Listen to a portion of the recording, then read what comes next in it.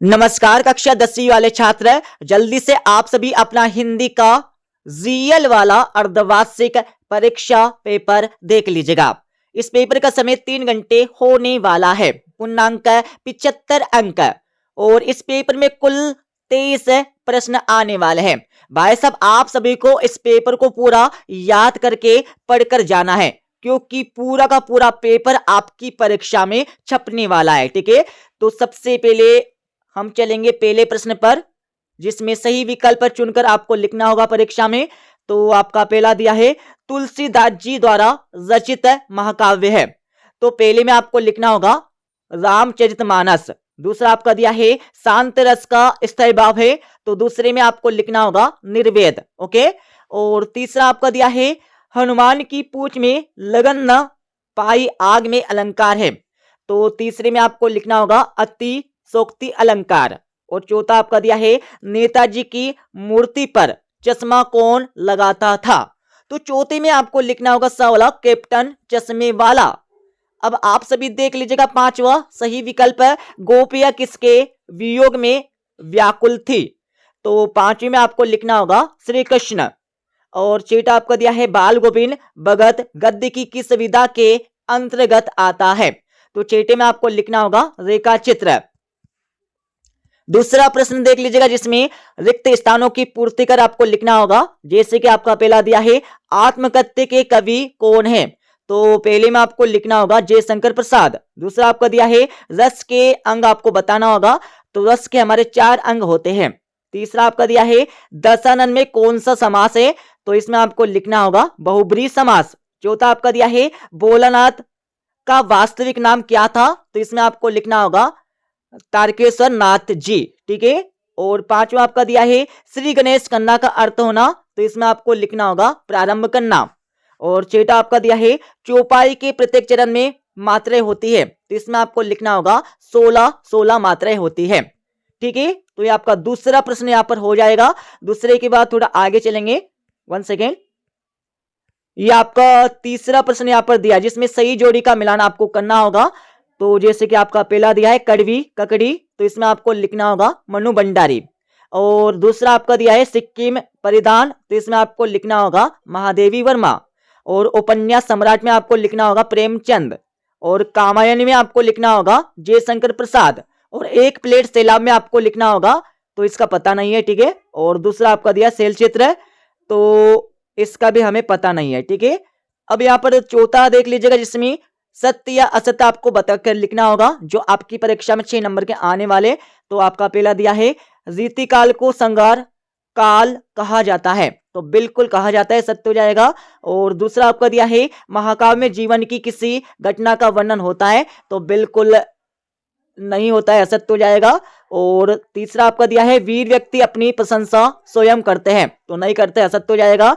और चौथा आपका दिया स्वयं पर लिखी गई कथा को आत्मकथा कहते हैं, तो बिल्कुल कहते, सत्य हो जाएगा। और पांचवा आपका दिया है बाल गोविंद भगत कबीर के गीत को गाते हैं, तो बिल्कुल गाते, सत्य हो जाएगा। और छठा आपका दिया है बुद्धिस्ट मृत्यु पर श्वेत पताकाएं पहराते हैं, तो बिल्कुल यहाँ पर पहराते, सत्य हो जाएगा। ठीक है, पढ़ लीजिएगा, जैसा भी यहाँ पर पेपर है आप सभी पढ़ लीजिएगा। ओके, तो पांचवा आपका दिया, जिसमें एक वाक्य में उत्तर आपको देने होंगे, जो आपकी परीक्षा में 6 नंबर के आने वाले हैं।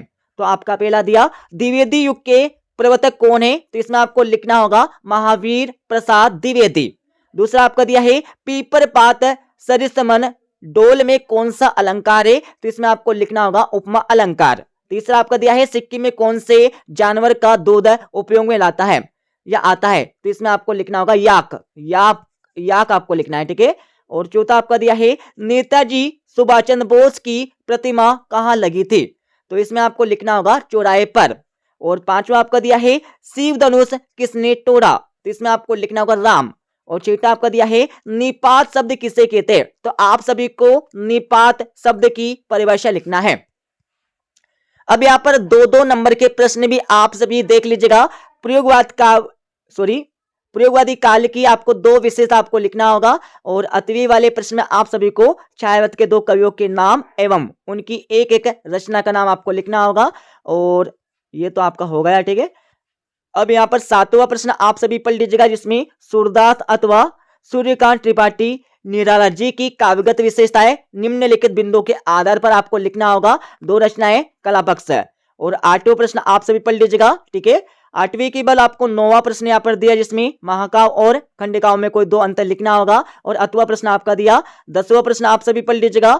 11वां प्रश्न आप सभी यहाँ पर पढ़ लीजिएगा, ठीक है। 12वां प्रश्न आपको दिया है। 12वीं के बाद आप सभी यहाँ से 13वां प्रश्न पढ़ लीजिएगा जिसमें यशपाल अथवा मनु भंडारी जी का साहित्यिक विशेषताएं निम्नलिखित बिंदुओं के आधार पर लिखना होगा। 2 रचनाएं भाषा से ले, ठीक है। इसको पढ़ने के बाद यहाँ पर कुछ मैं क्वेश्चनों को बता देता हूं, ठीक है।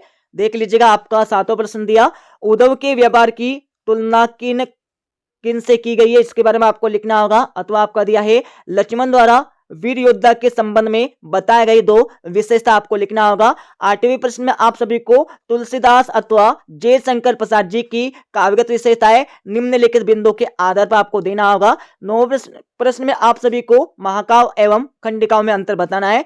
और 8वें प्रश्न में आप सभी को आचार्य विश्वनाथ के अनुसार काव्य की परिभाषा आपको देना होगा। 10वें प्रश्न में आप सभी को अनुप्रास अलंकार की परिभाषा एंड इसके 8वें वाले प्रश्न में आप सभी को हास्य रस का एक उदाहरण देना है।